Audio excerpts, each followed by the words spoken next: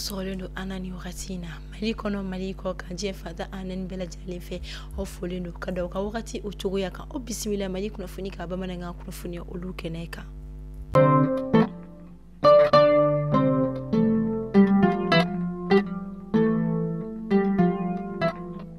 Kunnafoni daminɛla akila jumadon tɛmɛnen kɔni na fɛn min ye Sevare ale ni Sani ɲɔgɔn cɛ banbagaciw kun kɛlen don ka taa embuscade kɔni da an ka fintigilakaw olu kɔni ye nka ka sanga n'u ka wulikajɔ n'u ka hakilitigi ɲumanya ye u kɔni sera ka fɛɛrɛ kɛ minnu na u kɔni ma se ka bin embuscade ninnu kɔnɔna la hakilila jiginna yirala k'a fɔ Masina yɛrɛ marabolo kɔnɔna la ni wagati laban ninnu kɔnɔna la mɔgɔw kɔni bɛ ka tunu cogo min u bɛ ka tunu ten minnu kɔni bɛ taa i k'a dɔn k'a fɔ maa marifatigi bunatigɛbali olu kɔni fɛ. Kalo naani tɛmɛnen kɔfɛ vacances kɔnɔna la min yɛrɛ kɔni na ɲina an ka jamana kɔni ka kalan wuli kun bilalen don ka octobre kalo tɛmɛnen o tile 3 kɔnɔ nka ni a ma ye a bɔra dɔgɔkɔrɔ ka bila i ka dɔn k'a fɔ kununko tɛnɛnna octobre kalo tile 4 denmansa caman kɔni kun ma sigi ni a ye ka d'a kan dɔw ko hali bi maaw kɔni tun bɛ lakɔliso dɔw kɔnɔna la o kama caman kɔni ma labɛn kɛ ka bɛn ni nin don kɔfɔlen kɔni ye nka kuma min na dɔw ma bɔ a dɔgɔkɔrɔ wulikajɔw kɔni sabatira kosɛbɛ min yɛrɛ kɔni sera ka degun kɔni se maa caman ma ka d'a kan saki minnu kɔni tun ka sɔrɔ da ɲɔgɔn na olu kɔni piri kɔni yɛrɛ la kosɛbɛ kono su ka dan bɛ ka taa bila a sɔgɔmada fɛla olu la.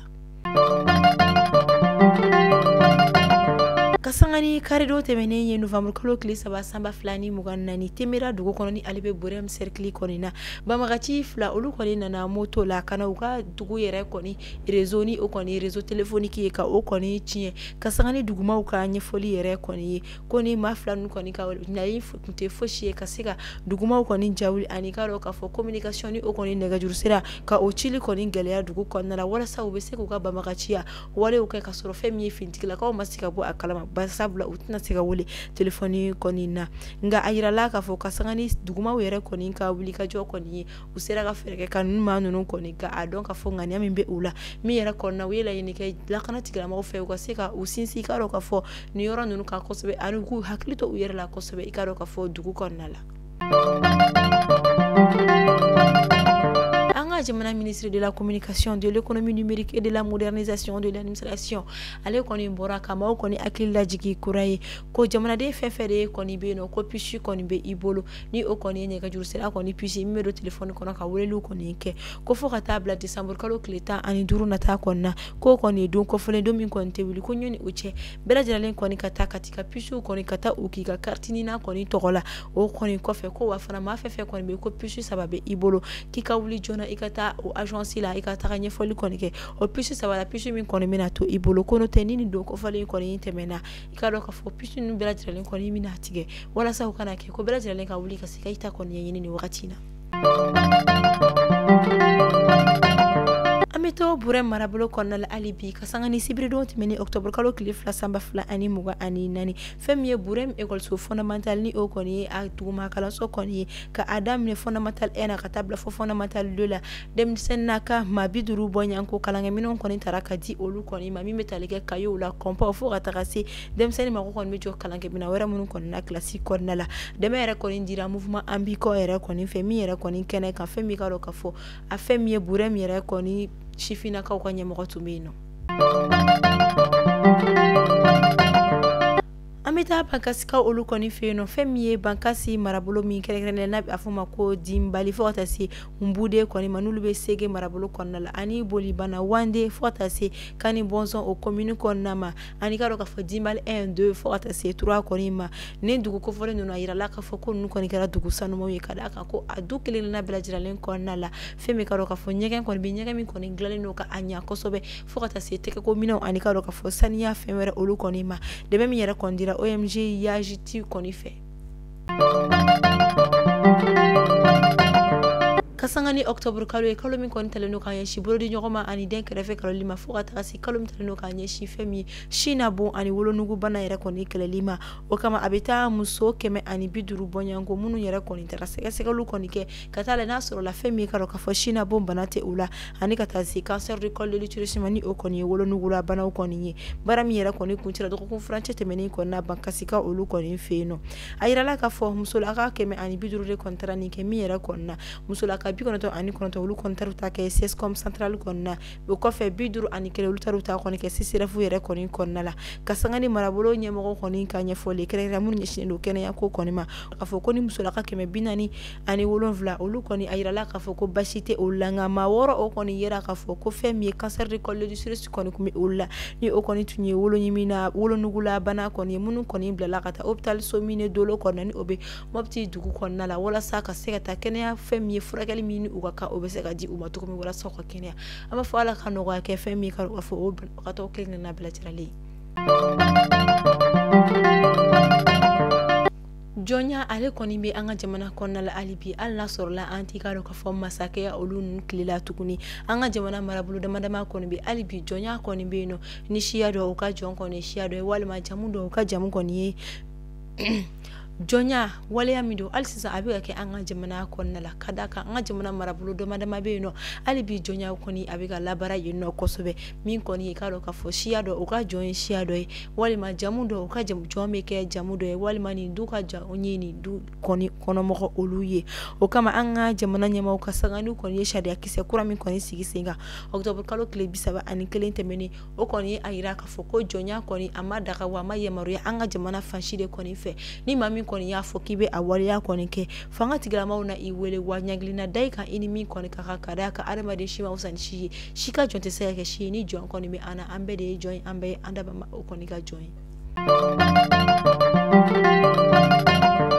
an bɛ taa Koro marabolo kɔnɔna la ka sanga ni jumadon tɛmɛnen ye fɛn min ye Koro secrétariat exécutif du Haut Conseil de lutte contre le VIH/SIDA olu kɔni ye lajɛba dɔ kɔni kɛ min yɛrɛ kɛnɛ kan Koro maaba caman kɔni kun bɛ yen nɔ min kun tɛ dɔwɛrɛ ye ka se ka wuli ka jɔ kɛ ka baara dɔ kɔni sen boloda min bɛ tali kɛ kɔɲɔ ni san 2030 cɛ ni o ye 2030 kɔni ye VIH/SIDA ni o ye sida bana ye ka se k'o kɛlɛ ka bɔ u ka marabolo kɔnɔna la pewu cogoya min na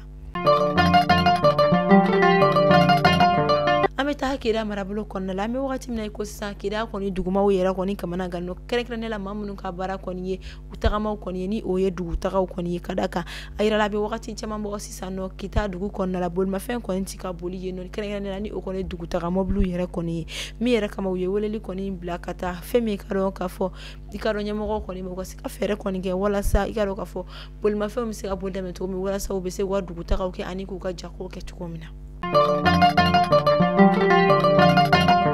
a kɛra jumadon tɛmɛnen na novembre kalo tile fɔlɔ san 2024 fɛn min ye pikiri kura ni o ye boloci ye o lancement kɛra min kɔni vaccin contre le cancer du col de l'utérus o kɔni kɛra an ka jamana kɔnɔna la min kɛnɛ kan an ka jamana kɛnɛya ko ministre kun bɛ ni o ye colonel Assa Bajalo Touré kɔni ye fɛn bɛ ka dɔn k'a fɔ cancer du col de l'utérus pikiri o kɔni bɛna kɛ denmisɛnninnakaw la kɛrɛnkɛrɛnnenya musomanni minnu si bɛ san 10 bɔɲanko la walasa u bɛ se ka kisi fɛn min ye wolonugula bana yɛrɛ kɔni ma cogoya min na an ka jamana kɔnɔna la ka d'a kan a jateminɛla an ka jamana kɔnɔna la ko ni bana in kɔni bɛ muso caman minɛ minnu kɔni si b'a ta san 40 ka don san 50 o kɔnɔna la wa a kɔni bɛ muso caman de kɔnɔna o kama ni pikiri kura in kɔni nana walasa ka se ka dɛmɛ kɔni ta ka ɲɛsin musolakaw kɔni ma walasa u bɛ se ka kisi ni bana jugu in yɛrɛ ma cogoya min na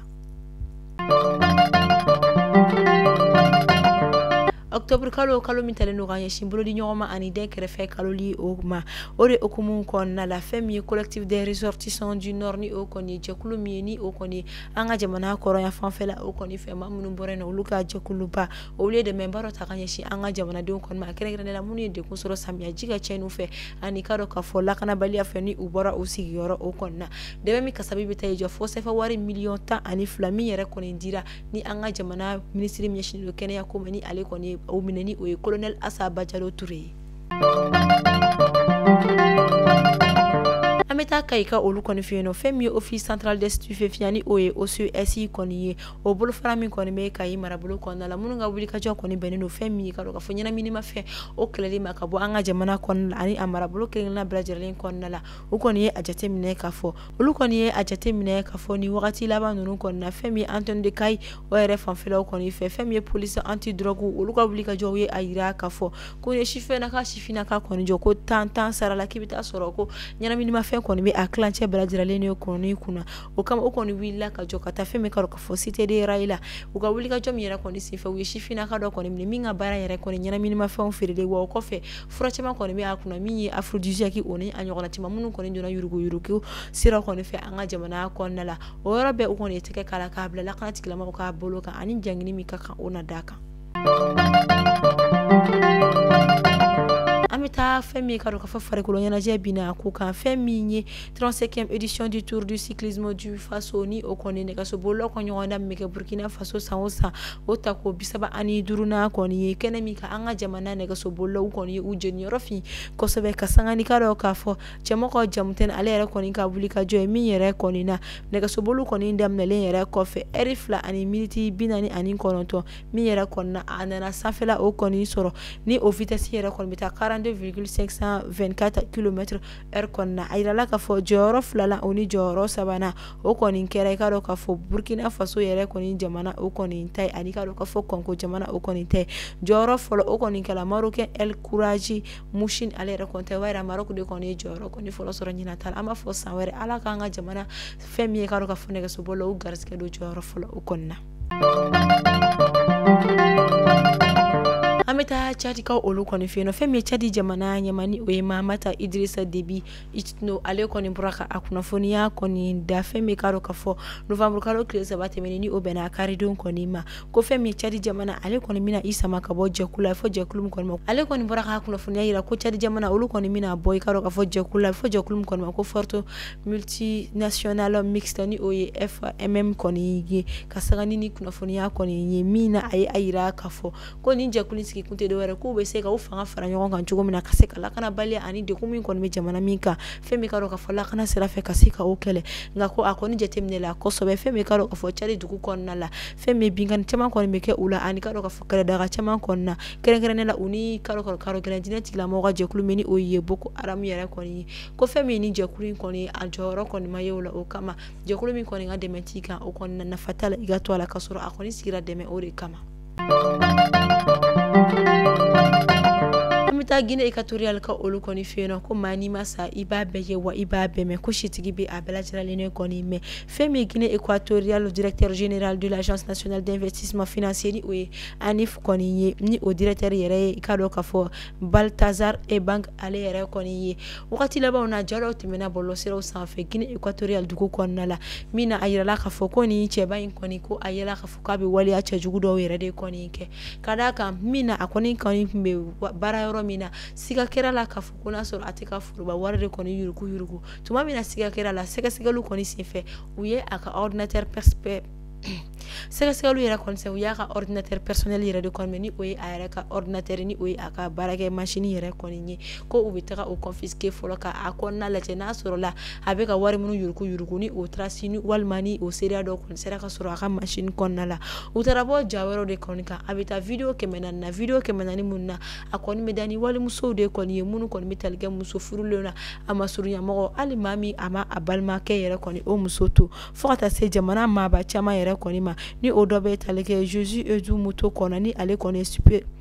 ni ale kɔni ye superviseur général de la sécurité présidentielle yɛrɛ kɔni ye o muso fɛnɛ b'a la maa caman de kɔni muso yɛrɛ sɔrɔ nin ka video kɔnɔna la tuma min na a minɛla ka tɛgɛ k'a la a dakɔnɔ kuma kɛra mun ye a ye a yira k'a fɔ ko ale kɔni minɛla ale tɛ se ka taa kaso la ka d'a kan ko tɛmɛna ale ni muso fɛn fɛn kɔni cɛ u bɛɛ lajɛlen kɔni jɛnna ni a ye o b'a yira ale tɛ se ka ɲanki nka a yirala k'a fɔ ko a bɛ minɛ ka bila garde à vue la k'a lajɛ n'a sɔrɔ bana t'a la n'a ma o bana kɔni yɛlɛma ni muso nin bɛɛ lajɛlen kɔni fɛ a ye a yira k'a fɔ ko ni bana yera ale la ko ni muso nin kɔni o bila la ko n'o tɛ ko bana kɔni tɛ ale la a minɛlen kɔfɛ nin bɛɛ kɔfɛ a bɛ ka se ka jagɛlɛya sɔrɔ ka nin kuma ninnu yɛrɛ kɔni fɔ a yirala k'a fɔ o wagati kelen yɛrɛ kɔni na a ka victime dɔ ni muso dɔw fɛnɛ kɔni ja yɛlɛ a ka video ninnu kɔni na o taara i yɛrɛ kɔni faga o yɔrɔ bɛɛ la wa cɛ dɔ fana ale fɛnɛ kɛlen kɔfɛ ka a muso ja kɔni a ka nin video na o wulila ka taa muso nɔfɛ ka d'a kan video 3 bɛɛ de yira video 400 kɔnɔna la min na ale muso kɔni b'o la a taara muso ɲininka ko mun taɲa b'a la n'a ko diɲɛ fɛn o fɛn ale b'o ɲini ka d'a ma hali ni o t'a bolo ko a ye ale sara kɛ ni nin kɔni de ye